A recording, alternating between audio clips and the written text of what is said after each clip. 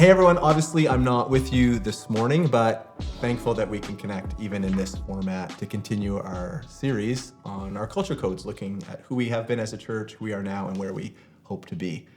For those of you who are new today, welcome to Lewisville. My name is Matt and hope to meet you in person next week.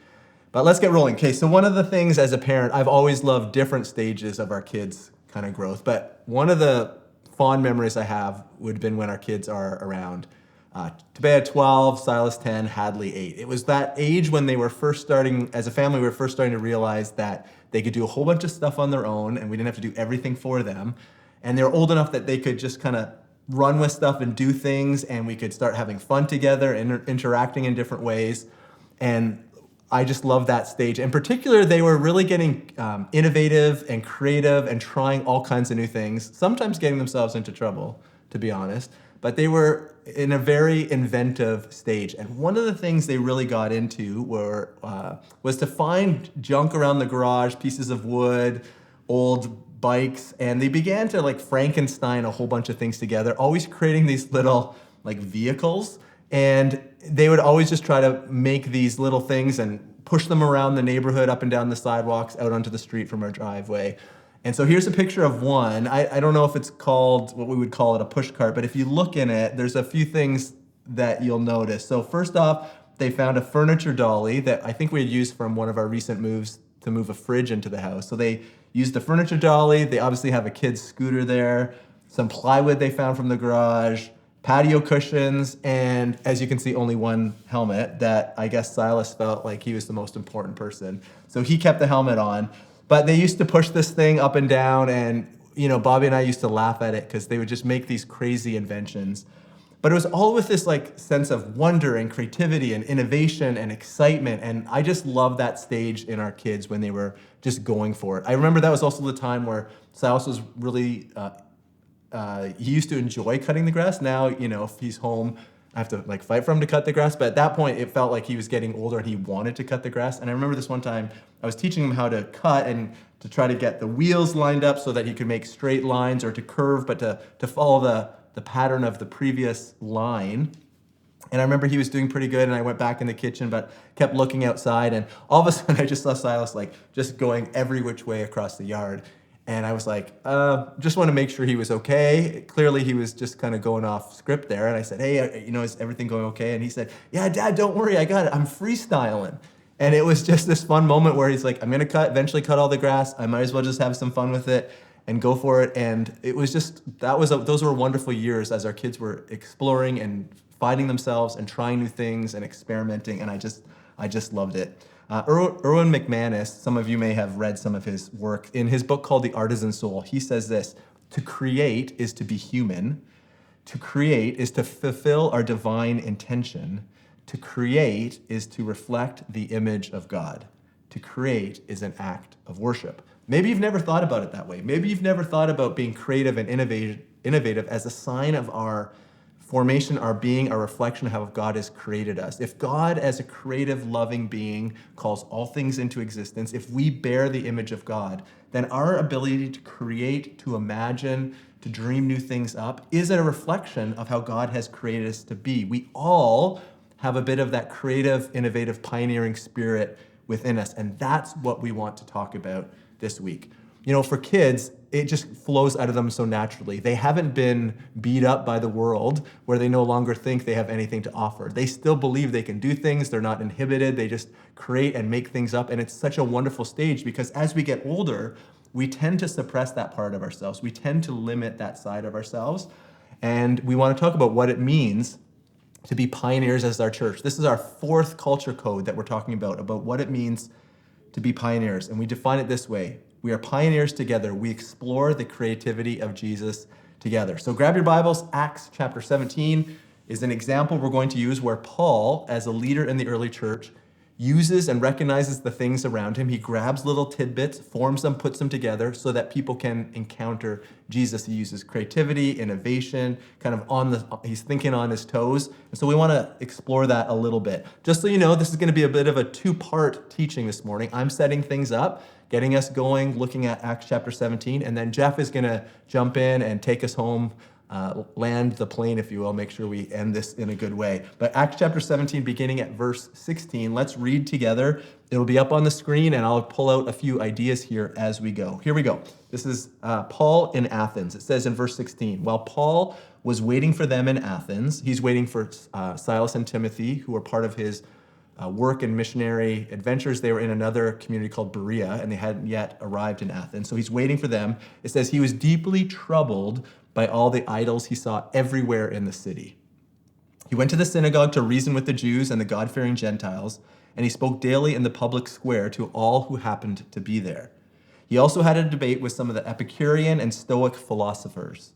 When he had told them about Jesus and his resurrection, they said, "What's this babbler trying to say with these strange ideas he's picked up?" Others said, "He seems to be preaching about some foreign gods." So let's stop here. Let's think about this. This is Paul being a little bit of a man about town in Athens. So this is now the capital of Greece. You may be familiar, obviously, with that name, that city. And as Paul is making his way around Athens, it says he's greatly disturbed. He is troubled in his spirit because all around him he sees these idols to foreign gods. And he is provoked or upset. There's the word there hints at this emotional upheaval because he's noticing these things going on. And so he does what he often does. He spends time in the synagogues and in the marketplace, in the public square. And in this point, this marketplace, this public square, was known as the Agora. And so the Agora was where everyone would come and hang out. It's where you get your political news, your cultural news, all the updates, the economy. It was like the hub of the city. And so if you wanted to be a part of the hubbub, you would go to the Agora. It's a marketplace, trading, buying, purchasing, learning. All that would happen in this place. And so Paul inserts himself into these places of influence and of learning and spends time there. It's where we get the term agoraphobia, which, if you don't know, it's that fear of being in public places or with large groups of people. It's because the Agora was a large gathering and a kind of like a community town square.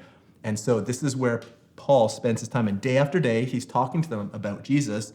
And these philosophers, the Epicureans and the Stoic philosophers that are mentioned in verse 18, they're a curious group. So the Epicureans were for folks that believed that the pursuit of pleasure above all else was most important. So avoid pain at all costs, just lean into pleasure.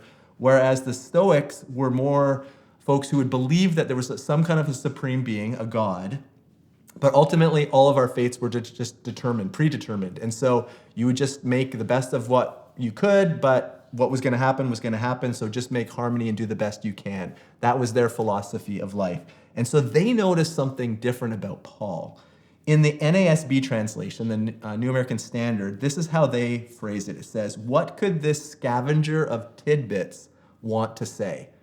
The scavenger of tidbits. They noticed that what Paul's talking about, Jesus and his resurrection, it seems like babble to them. It seems like nonsensical. It just doesn't make any sense to them because from their understanding and their worldview, this idea of Jesus and resurrection was never on their radar. And so they're paying attention. And they go on to say, he seems to be proclaiming a strange deity because Paul was preaching about Jesus and the resurrection. So this captures their attention. So let's keep rolling. Verse 19, "Then they took him to the high council of the city. 'Come and tell us this new teaching,' they said. 'You are saying some rather strange things, and we want to know what it's all about.'" So, anyways, let's just keep going. I'll just keep going. What the main point here, when it says council, it may feel like just kind of like an informal or not that big a deal, but this council was really actually an intense body of leaders who had the power to put people to death and to pass judgment on them. So when it says he's coming before the council, this is a serious thing. Now, we don't know if it was a formal trial. It's not as if there's formal charges brought against Paul, but this is a serious moment where, because of the things he's saying, they're kind of holding him to account in a public way. So verse 22, it says, "So Paul, standing before this council, addressed them as follows. 'Men of Athens, I notice that you are very religious in every way. For as I was walking along, I saw your many shrines, and one of your altars had this inscription on it, 'To an unknown God.' This God whom you worship without knowing is the one I'm telling you about. He is the God who made the world and everything in it. Since he is the Lord of heaven and earth, he doesn't live in man-made temples, and humans' hands can't serve his needs, for he has no needs.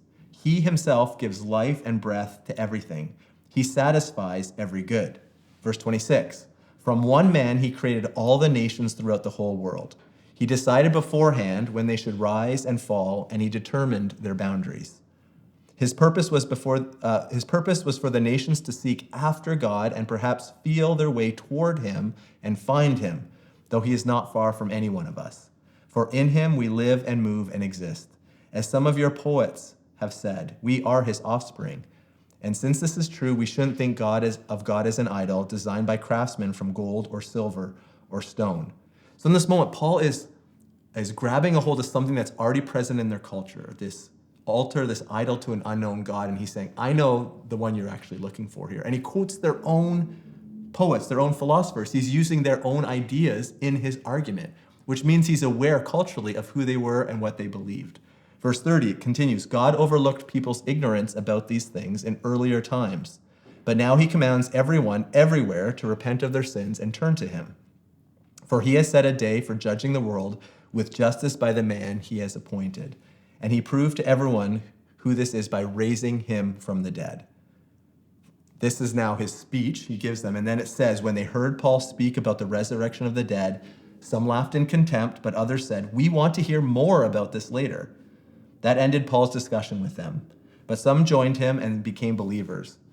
Among them were Dionysius, which I may be saying wrong, a member of the council, a woman named Damaris, and others with them. So here's the thing to think about. Paul is articulating, I know the person you're looking for. I know the God you're chasing for. Now, having an altar to an unknown God wasn't an unknown thing at this time in culture. They would often have an extra fashioned deity just so that they made sure they weren't missing anyone. So if we're going to have all these altars to all these gods, let's leave one kind of blank to the unknown God just to make sure, in case we miss everyone, that we're not going to get ourselves in trouble, just to make sure all our bases are covered. And so Paul just starts beginning by working them through this idea that you have a hunger for something else. You don't know what it is. You don't know what the object that you're chasing after. You call him an unknown God, but I know who it is. I know the God you're looking for, and let me now explain it to you. And so in his speech, he begins to work through this idea of God calling all things into existence, that God creates all things, knows all things, and that through Jesus, that's the representation of the God they're looking for in his death and resurrection. And for some of them, it feels ridiculous. It feels, again, like nonsense. But others are so curious by what he says that note their response. They want to learn more. And then people, it says, decide and choose to follow Jesus. So the crowd is kind of divided. Some laugh and some say, hey, we want to lean in and know more. It's really, really fascinating. And it's almost as fast as it gets going, it seems to end. He gives his speech. There's this division among the crowd. Some choose to follow, and then it seems like he moves on. So here's another thing I want you to think about, is this idea of creative readiness or a tendency to remain stuck.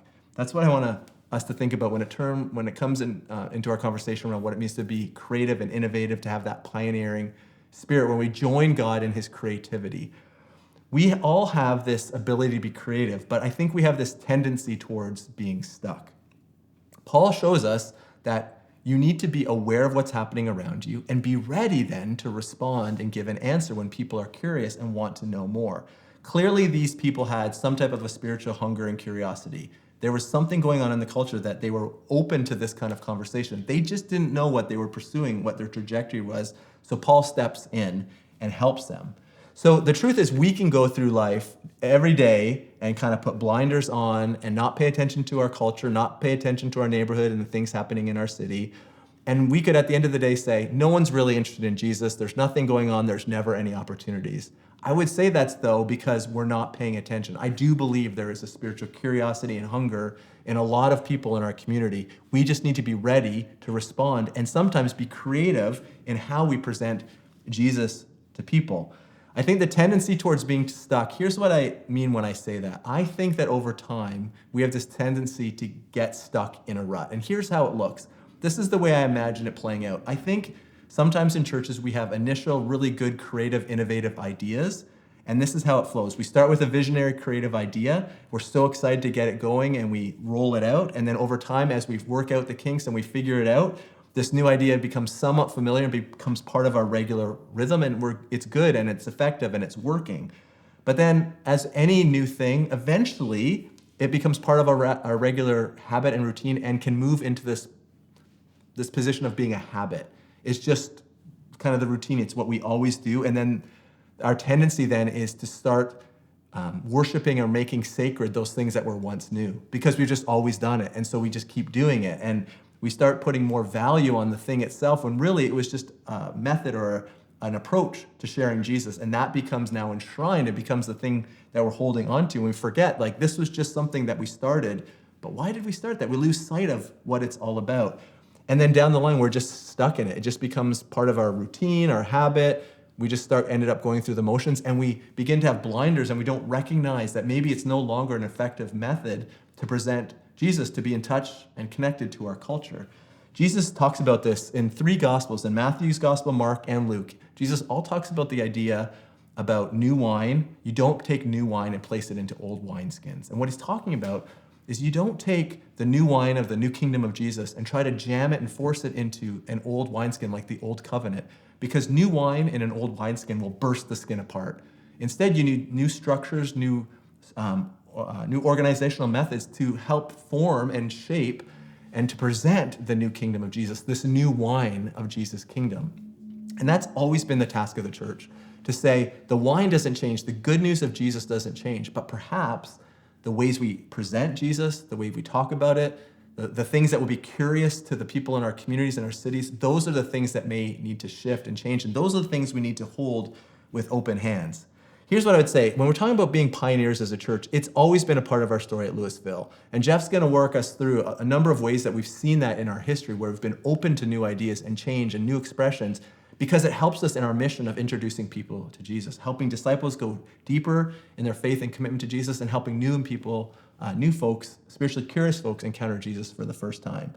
But as we think about being pioneering, it's this idea of initiating, of forming, of innovating, of organizing, of developing new ways, new approaches to be able to present this new wine of Jesus. It's allowing ourselves to be creative again, to get in touch with wonder and innovation and ideas that maybe right now might seem foolish, but actually they're the very things that allow us then to connect with our city.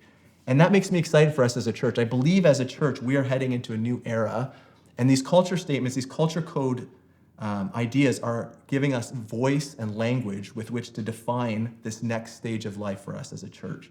Back to Erwin McManus, I want to end with this. He says, the movement Jesus started was a movement of dreamers and visionaries, not a movement of academics and theologians. Imagination always precedes creativity. And so my hope and prayer is that our imaginations will be opened up and will be creative and innovative in our desire to introduce people to Jesus for the first time and awaken in new ways as a church, to hold open our structures and the way we do things so that we can present the new wine, the beauty of Jesus to our community. All right, I'll leave it there. Lots of good things to talk about. Jeff, over to you. Peace. Thanks, Matt. So we've been talking a lot about what it means to be creative, to be like a pioneer in this context.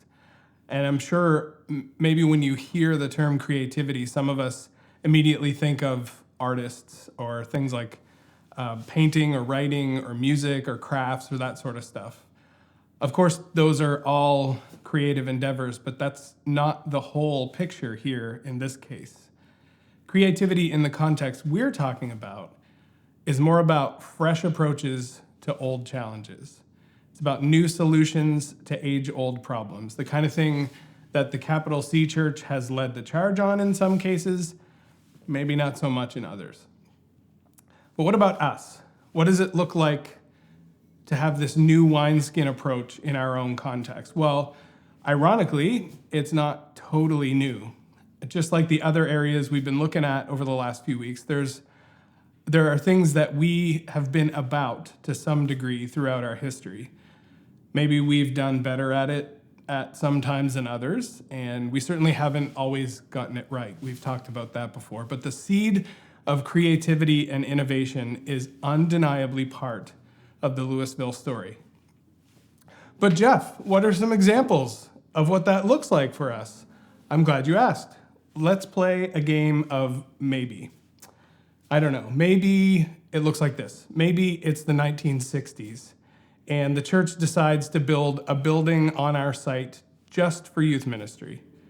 And the top floor is like a short order kitchen, and we basically host a diner every weekend for teens in our community. Maybe The older folks are there flipping burgers and pouring milkshakes and manning the jukebox. And maybe the youth pastor at that time starts to teach the teens how to host a coffee house as an outreach to their fellow students. Those were a thing back in the day, by the way. And maybe they even visit other churches and other faith communities to learn about them and learn what they believe in order to better connect with their peers outside of our church. And maybe, just maybe, it was kind of a big deal and upset the apple cart quite a bit, to say the least. And maybe, just maybe, there are folks who were part of that youth group back then who met, and eventually some of them even got married, and some of them are still sitting and serving among you in this room today. Maybe. But Jeff, that was 100 years ago. Okay, fair enough. Let's try again. Maybe, I don't know, maybe let's say we become a church who decides that kids and youth ministry are a top-level priority for us. After all, we just talked about how it's been a part of our history all along. So maybe our ministry to young people is growing to the point that we need more space. More and more kids and students are showing up week in and week out. And it's not just on Sundays. But there's a problem. We're out of space. They need more room to host the kids who keep showing up to be part of the programming. More than just classrooms, like big space where they could all fit. So, what if we decided that the best space for these kids and teens was the one we'd been using for Sunday services every week for, 175 years? Can we do that? Can we just give up our sanctuary space with the fake organ pipes and the stained glass and just move out of there to make space for kids? Are we really gonna build a stage inside a gym and set up and tear down chairs week in and week out like that? Is that the kind of thing that a church actually does? I don't know. Maybe. Or hey, what about this? What if the world goes through a global pandemic and the traditional way of attending church gets kind of flipped on its head? So we all go through this season of meeting online and everyone's sort of forced to confront the way that they've always done church. What if when we start to emerge from that, we decided to say, hey, maybe church doesn't have to just be on Sunday mornings for a season, does it? Do we dare? What if we tried meeting on Wednesday evenings instead, even just for the summer? What if we invite the neighborhood and feed them too? Can we do that? Is it even church if it's not on Sunday? I don't know, maybe. What if we tried it? And what if there were people sitting in this room today who connected with us during those summer Wednesdays? Maybe. Or what about a church who had worshiped a certain way for 150 years, deciding that maybe it's time to make some changes to our approach so we don't create a barrier for anyone trying to join us?